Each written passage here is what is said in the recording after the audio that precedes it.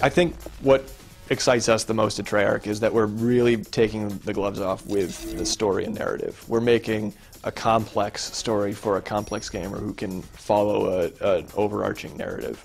And it's going to have lots of twists and turns and surprises in it. And you know, one might say that World at War's story wasn't that you know, deep and complex, but you know, this time we're really focusing on good storytelling. And then multiplayer, it's such an important a piece to Call of Duty.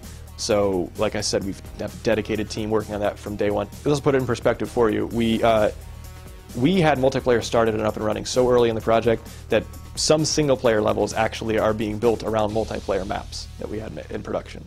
So it's not the other way around. It's not single-player maps being brought into multiplayer. It's multiplayer brought into single-player. So you know, that's how ahead of the game they were. World War II wasn't necessarily played out. We did a lot of World War II games. That's no secret. But to us, Black Ops, this Cold War setting, was just it was an opportunity. It's never been done before in the Call of Duty franchise, and really any other Cold War era shooter.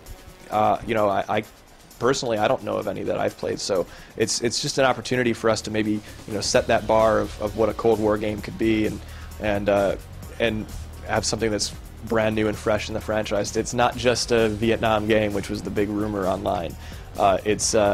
It's a game that has some Vietnam in it for sure, but it's not about Vietnam, and it's going to take you around the globe from a number of different deniable operations. You know, these Black Ops, these things that if these soldiers were captured, that, you know, we would have to disavow all knowledge of, because it would start World War III. You know, if Russia knew that we were invading their, you know, their Soviet weapons manufacturing facility in the Ural Mountains, if they found out that that was us, that would be all it would take for them to start launching missiles.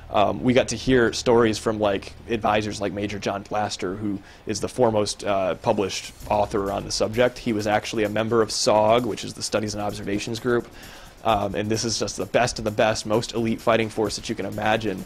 They would operate in Vietnam and in other areas around the world, and they would do these missions that are just crazy. And they could have anything. They would walk into an armory and they'd go, you know, all right, I need you know, 3 50 cals, and I need, you know, to retrofit that Jeep with this 50 cal, and we need to have that Huey, and they would just select whatever they needed for their mission, and they could have it, they could take it. So. In terms of gameplay, that really allowed us to take the gloves off, because we could do a lot of cool stuff. Like the stuff the stories he was telling us, it's like, no, that really happened, and as game designers, we're like, that's going to be really fun to play, so let's go do it. You know, these are black operatives. You need to be able to handle the wide array of combat scenarios, whether it's the stealthy sequence or the run and gun action sequence, kicking ass sequence, even the weapon ammunition type. You know, you got to experiment with either the different tips for your crossbow, whether it's just your traditional bolt or your explosive tip. You know, you shoot a guy in the leg and his leg blows off, or the SPAS 12 shotgun. You know, we got to use those incendiary rounds. They're called Dragon's Breath, and so they literally they explode when you shoot them.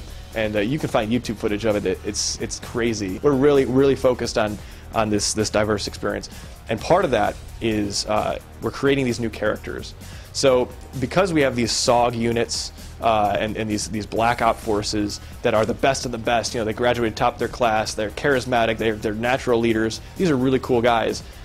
You're no longer just a normal foot soldier in the army. You have a voice for the first time in a Call of Duty game. Your character will speak and be the one giving direction, and you'll have a face that you'll recognize. You'll be playing from the perspective of 2 main characters primarily, Mason and Hudson, and these guys both are just part of these CIA-backed Black Ops teams, and so they're going to be leading you through all these different hot wars around the globe. We've been working on Call of Duty games for years. We had Call of Duty 2 Big Red 1, Call of Duty 3, Call of Duty World at War, you know, Modern Warfare Reflex for the Wii. It's just we have a really long track record in the Call of Duty franchise, and we feel like we really understand the engine well and the fans well, and so, you know, this game hopefully is going to be that pinnacle of all the learning. And so, you know, we're really taking the gloves off with this one, and we're committed to making the best game that we've ever made.